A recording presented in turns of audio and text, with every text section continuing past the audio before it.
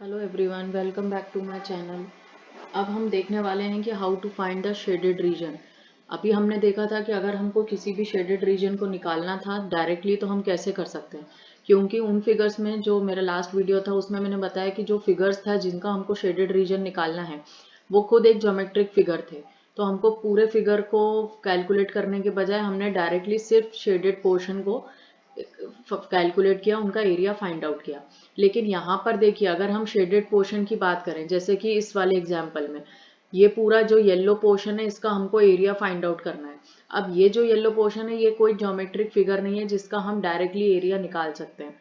तो ऐसे फिगर्स को फाइंड आउट करने के लिए आपको क्या करना है, सबसे पहले आप इस पूरे रेक्टेंगल का एरिया निकालेंगे और उस रेक्टेंगल में से इस स्क्वायर का एरिया माइनस करेंगे। तो जो भी रिमेनिंग बचेगा वो आपका शेडेड रीजन है।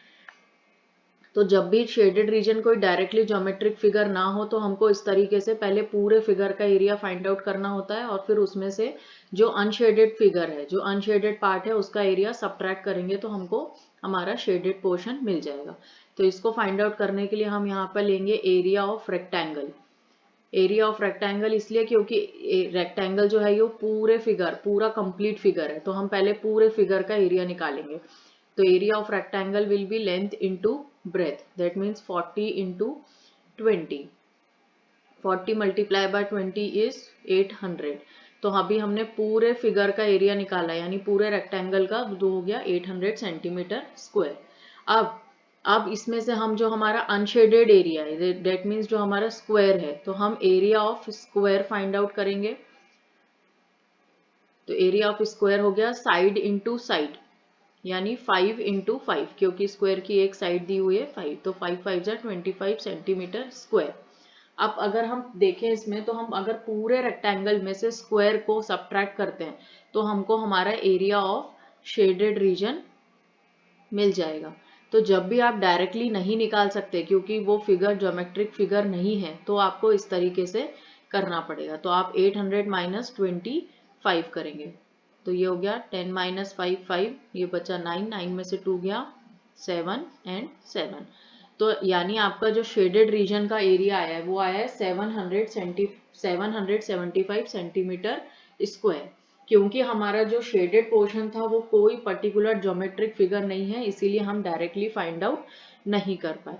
ओके, अब देखिए अगर हम इस फिगर की बात करें, इसमें हमारे पास दो ट्राइंगल्स हैं, लेकिन जो भी हमारा शेडेड एरिया है, जो ग्रीन वाला पोर्शन है, वो दोनों ट्राइंगल्स के बीच का पार्ट है, यानी वो कोई डायरेक्टली फाइंड आउट नहीं कर सकते हम, वो कोई ज्योमेट्रिक फिगर नहीं है। तो इसके लिए भी हमको पहले बाहर वाले का, आउटर ट्राइंगल का एरिया निकालेंगे, फिर हम इनर ट्राइंगल का एरिया निकालेंगे और आउटर में से इनर को सब्ट्रैक्ट करेंगे, यानी पूरे फिगर में से जो हम अनशेडेड पार्ट है, जो अंदर वाला अनशेडेड एरिया है, उसको माइनस करेंगे तो हमको शेडेड मिल जाएगा।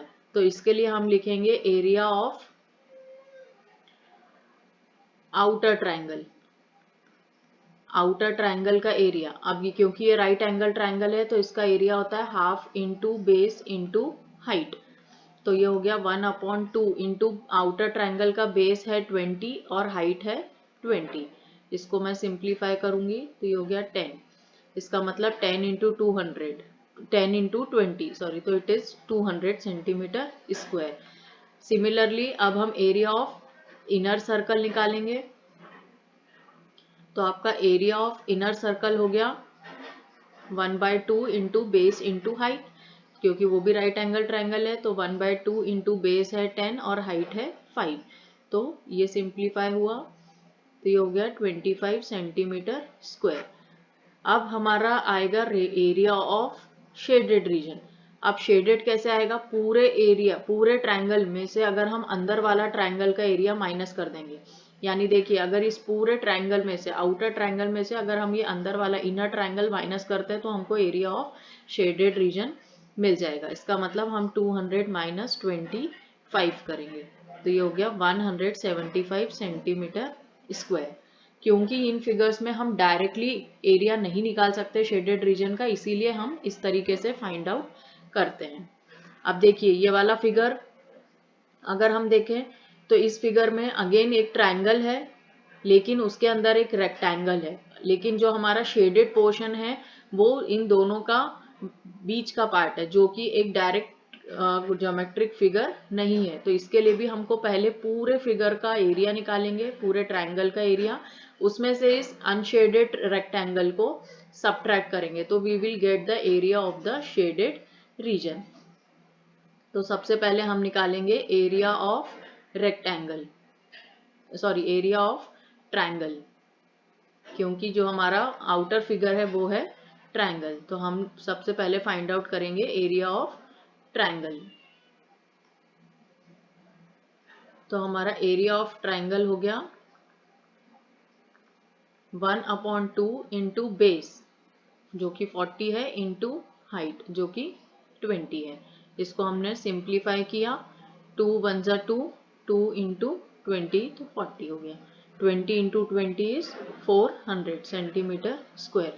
ये हमारे पूरे ट्रायंगल का एरिया आ गया, जिसमें से हमको एरिया ऑफ रेक्टेंगल यानी जो हमारा अनशेडेड पार्ट है, तो area of rectangle L into B निकालेंगे, 15 इंटू 10, तो ये हो गया आपका 150 सेंटीमीटर स्क्वायर। अब हमको शेडेड पोर्शन चाहिए, तो देखिए अगर इस पूरे ट्रायंगल में से हम इस अनशेडेड रेक्टेंगल को हटा देते हैं तो ये पार्ट बचेगा जो कि है हमारा शेडेड रीजन। तो area of shaded region, area of shaded region it will be area of triangle 400 minus 150 area of rectangle। तो ये हो गया 0, 10 minus 5 is 5, 3 बचा, 3 में से 1 गया, 2 बचा, यानी 250 सेंटीमीटर स्क्वायर। ये हो गया हमारा area of the shaded region. तो इस तरीके से जब भी आप डायरेक्टली शेडेड रीजन नहीं निकाल पाएंगे तो आपको हमेशा पूरे कंप्लीट फिगर में से अनशेडेड को माइनस करना है, तो you will get the area of the shaded reason. मेरे चैनल को लाइक और सब्सक्राइब करना ना भूलें। Thank you.